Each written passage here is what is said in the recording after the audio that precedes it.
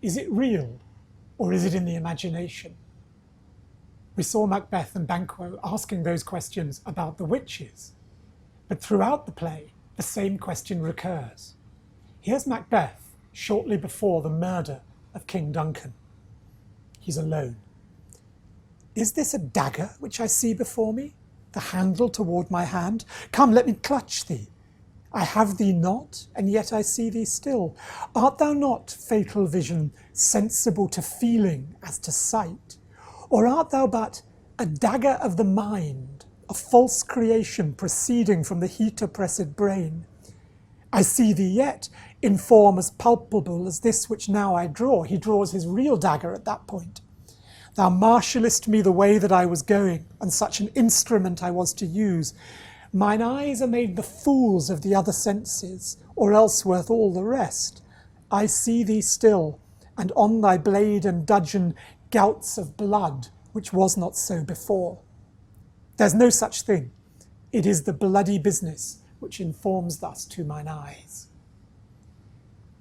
In his fevered imagination, he sees a dagger leading him on towards the room where Duncan, his guest, is lying and whom he will murder. As he thinks about it more, gouts of blood seem to appear on the dagger. To his fevered brain, the imaginary dagger is as real as his own real dagger, which he holds up. It's a great set piece for an actor, a great piece of psychology. Macbeth is one of those Shakespearean tragedies in which the central character has a number of soliloquies, speeches where he's alone on stage with the audience, revealing his state of mind to us as spectators. And there's no doubt that it is a frenzied, fevered state of mind. It's a fine piece of theatre, but we can understand it more richly if we know a little bit about the psychological and medical theories of Shakespeare's time. Medical theory in Elizabethan England went all the way back to ancient times.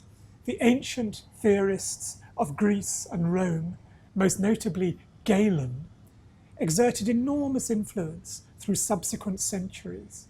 And in particular, the theory that human psychology and indeed bodily health were dependent on the balance of the bodily humours was an idea that endured from ancient times right through to Shakespeare and beyond. The theory went like this. The body consists of a mixture of 4 different fluids, and these are associated with different temperaments. If your fluids were fully in balance, then you would be healthy and psychologically sane and well. But if they were out of balance, you would be ill. Among the key elements in the toolkit of an Elizabethan doctor would have been the art of bleeding, drawing off blood from a patient. And you would probably also have had some leeches to help you with that process. Then you would also have been adept at the application of emetics, in which you would attempt to expel fluids and all sorts of other things from the body. The 4 humours were associated with 4 temperaments. There was melancholy, which meant gloomy, and ultimately it could be depressed, almost to the level of a suicidal quality. We see, of course, in Hamlet, the great example of a melancholy character. Then there was choleric. Choleric was the angry man, the person of strong passions who would fly off the handle all too easily, associated with hot-bloodedness. There was sanguine, which meant looking on the bright side of things, always seeing things for the best. It was a good thing to be sanguine. And then there was phlegmatic, which was cool, laid back, unflappable.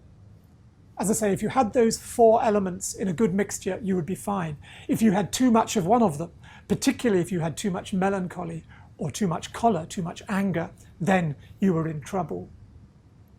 So Macbeth, when he speaks about the dagger here, he particularly talks about the heat-oppressed brain. And elsewhere in the play, he often talks about fever. When Duncan is in his grave, Macbeth says, Duncan is in his grave, after life's fitful fever, he sleeps well.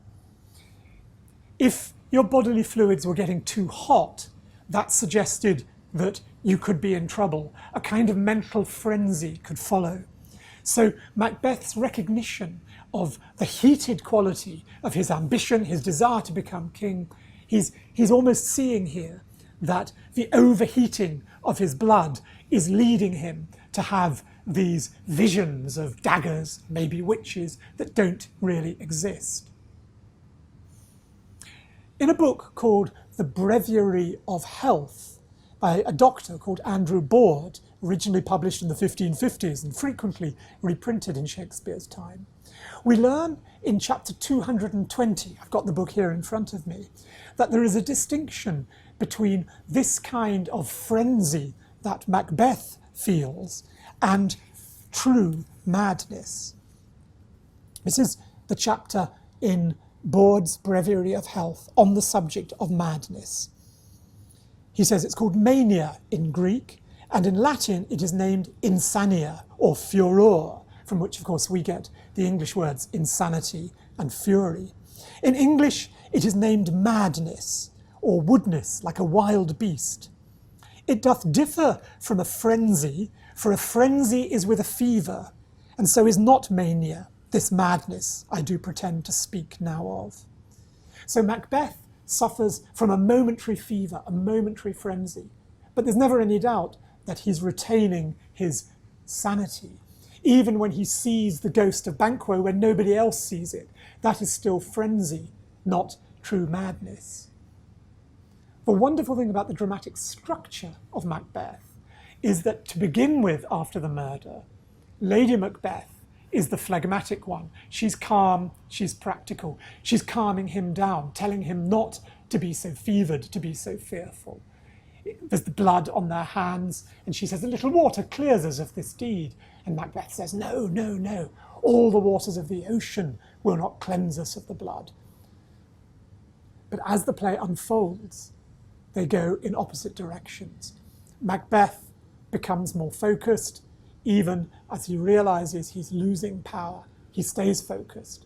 Whereas Lady Macbeth begins to exhibit the signs of true madness, of insania, of that mania that is spoken of in Boord's Breviary of Health. Can anything be done about the madness of Lady Macbeth?